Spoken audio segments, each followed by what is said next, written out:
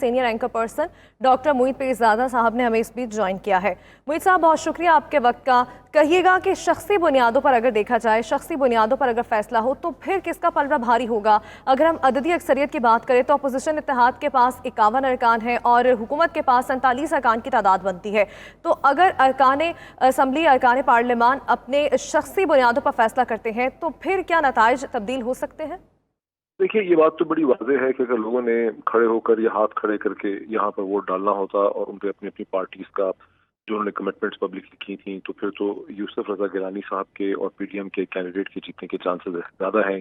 वो बहुत बेहतर हैं क्योंकि उनके ज़ाहिर तो वोट ज़्यादा है, 3 वोट ज़्यादा है। लेकिन चूंकि 6 इसमें इंडिपेंडेंट कैंडिडेट्स भी हैं, सीक्रेट बैलेट है, हुकूमत का असर रसूख हमेशा इस किस्म के मामला में ज़्यादा होता है। इसलिए कल रात तक तो कम अज़ कम ये कंसेंसस था कि सादिक संजरानी साहब जीत जाएंगे नंबर 1 सीट और अब्दुल गफूर हैदरी जो हैं वो डिप्टी चेयरमैन के तौर पर आ जाएंगे। सुबह से ये कैमरास का जो अलबत्ता हुआ है, ये बहुत दिलचस्प है कि ये कैमरास का मामला किसने खड़ा किया और ज़ाहिर है इसकी किसने किसको डराने की या खौफजदा करने की कोशिश की है और इसका टोटल इम्पैक्ट जो है वो क्या है। अब 90 मिनट में 5 बजे से पहले पहले ये बात वाज़ेह हो जाएगी कि कौन जीता है। लेकिन अभी भी मुझे लग यही रहा है कि शायद सादिक संजरानी साहब जो हैं वो कामयाब हो जाएं। लेकिन बहरहाल हम हतमी तौर पे नहीं कह सकते हैं, लेकिन ज़्यादा चांसेस उन्हीं के। मोहित साहब, जैसा कि आपने कहा कि आज़ाद जो कैंडिडेट्स हैं उनका भी बड़ा इसमें किरदार होगा, इसके साथ ही साथ हम ये भी देखें तो कहा जा रहा है कि एएनपी के 2 जो सीटें हैं वो भी बड़ी अहमियत की हामिल हैं, बड़ा किरदार रखती हैं इसमें। क्या समझते हैं आपके वो किस तरफ जाने वाली हैं?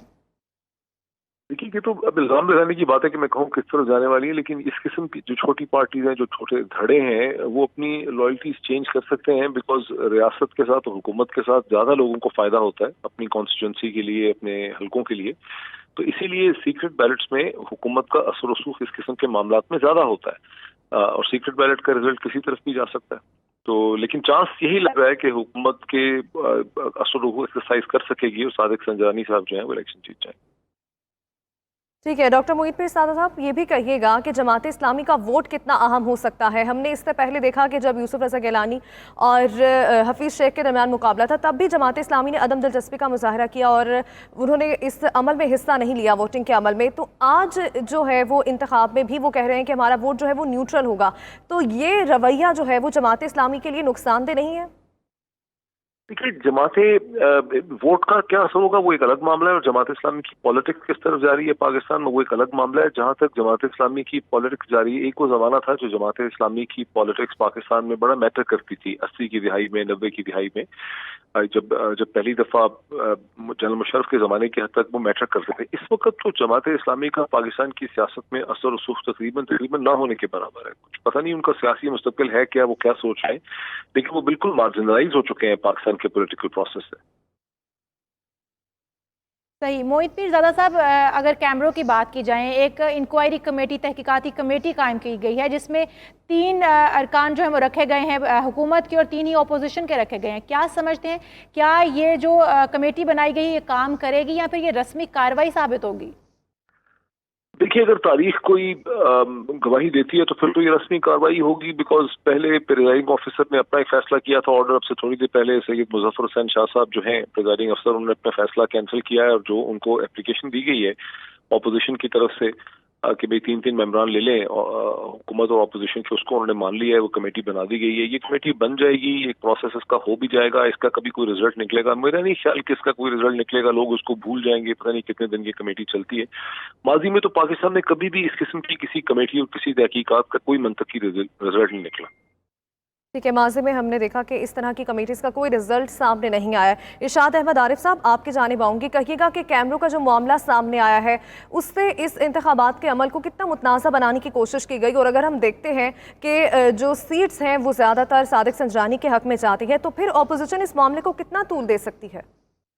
देखिए, 2 चीज़ें हैं। एक तो यह है कि हुकूमत की सुबकी हुई है, खिफ़त उठानी पड़ी है हुकूमत को। हुकूमत का इसमें हाथ था या नहीं था? अगर तो हुकूमत के किसी सेगमेंट का किसी ने ये काम किया है तो वो नादान दोस्त था। इस मौके पर इस तरह का भोंडा मजाक ही मैं कहूँगा, भोंडा मजाक जो है वो उसके लिए उसकी पोजीशन को ख़राब कर गया है। एक तो अवामी सतह पर तो जो होना था सो होना था, جو اگر بالفرض یہ مان لیا جائے کہ ارکان سینٹ پر دباؤ تھا صادق سنجرانی صاحب پر ووٹ ڈالنے کے لیے، تو وہ دباؤ کم ہو گیا، ختم تو میں نہیں کہوں گا لیکن کم ہو گیا۔ ارکان کو یہ نظر آ گیا کہ ہمیں کوئی چیک نہیں کر رہا تو ہم اپنی مرضی سے ووٹ دے سکتے ہیں، ایک بات۔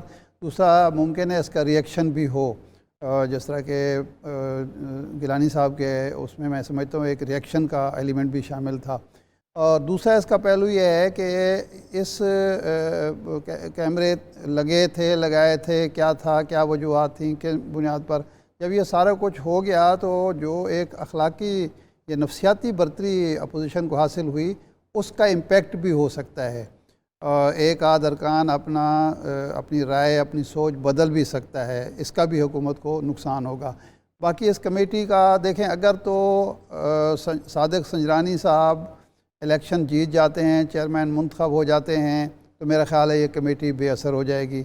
ہاں، اگر اپوزیشن کا امیدوار کامیاب ہو جاتا ہے تو ممکن ہے وہ کوشش کرے، لیکن چونکہ ممبران برابر ہیں تو یہ ایک کھینچا تانی ہوگی، ایک کشمکش ہوگی۔ 3 ارکان ایک بات کریں گے، دوسرے 3 ارکان دوسری بات کریں گے، اور ایسے کھینچا تانی میں میرا خیال ہے یہ غیر مؤثر ہو سکتی ہے۔ ہاں، اگر کوئی ایسی واضح ایویڈنس آ جاتی ہے اور جس کی وجہ سے جو ارکان ہیں 6 کے 6 یا اس میں سے 4 ارکان جو ہیں یہ فیصلہ کرتے ہیں کہ یہ غلط ہوا ہے، آئندہ نہیں ہونا چاہیے، تو پھر مسئلہ ہوگا کہ یہ کس نے لگوائے، کس طرح سے لگوائے، اور پھر اس کا ذمہ دار کون ہے، اس کے پیچھے کون تھا، تو پھر اس کے بارے میں کوئی نہ کوئی سامنے آ جائے گی۔ لیکن اگر صادق سنجرانی صاحب جیت گیا تو میرا خیال ہے پھر یہ کمیٹی بھی ختم ہو جائے گی۔ ٹھیک ہے، ارشاد احمد عارف صاحب آپ ہمارے ساتھ ہی رہے گا۔ ناظرین کو ایک اہم اپڈیٹ سے آگاہ کرتے چلیں، سیکیورٹی انچارج وجاہت افضل کو گزشتہ روز ہی تعینات کیا گیا۔ سینٹ سیکیورٹی انچارج کی تعیناتی کا نوٹیفیکیشن بھی سامنے آیا ہے۔ وجاہت افضل کو 1 سال کے لیے سارجنٹ ایٹ آرمز تعینات کیا گیا ہے۔ نوٹیفیکیشن کی کاپی آپ 92 نیوز کی اسکرین پر بھی دیکھ سکتے ہیں۔ بات کریں گے ہمارے نمائندے فہیم اختر سے۔ فہیم اختر، آگاہ کیجیے گا، سینٹ سیکیورٹی انچارج کی تعیناتی کا نوٹیفیکیشن بھی سامنے آیا ہے، کیا تفصیلات ہیں؟ جی بالکل، جو آج پولنگ بوتھ کے اوپر کیمرے لگائے جانے کا معاملہ تھا، اس حوالے سے یہ اہم ڈیولپمنٹ سامنے آئی ہے۔ سینٹ کے جو سیکیورٹی انچارج ہیں وجاہت افضل، ان کو کل تعینات کیا گیا تھا، جس کا نوٹیفیکیشن بھی ہم نے حاصل کیا ہے۔ اس نوٹیفیکیشن کے مطابق وجاہت افضل کو 1 سال کے لیے سارجنٹ ایٹ آرمز تعینات کیا گیا ہے اور انہیں بغیر اشتہار کے رول 17 کے تحت تعینات کیا گیا۔ وجاہت افضل کی تعیناتی نوٹیفیکیشن کے مطابق 9 مارچ سے کی گئی ہے۔ انہیں سینٹ سیکریٹریٹ میں گریڈ 18 میں تعینات کیا گیا ہے، جبکہ سیکشن آفیسر جو ہے ظہور احمد، انہوں نے وجاہت افضل کی تعیناتی کا نوٹیفیکیشن جاری کیا ہے، اور یہ چیئرمین سینٹ کے اس وقت صادق سنجرانی تھے، ان کی اپروول کے بعد نوٹیفیکیشن جاری کیا گیا ہے۔ اور یہ بڑی اہم ڈیولپمنٹ ہے، کیونکہ آج سیکیورٹی کی وجہ سے ہی 2 کیمرے نصب کیے گئے تھے جو بعد میں پکڑے بھی گئے۔ اس حوالے سے بڑا ایشوز بھی سامنے آئے تھے۔ ٹھیک ہے فہیم اختر، آپ نے ہمیں اس معاملے کی تفصیلات دی، آپ کا شکریہ۔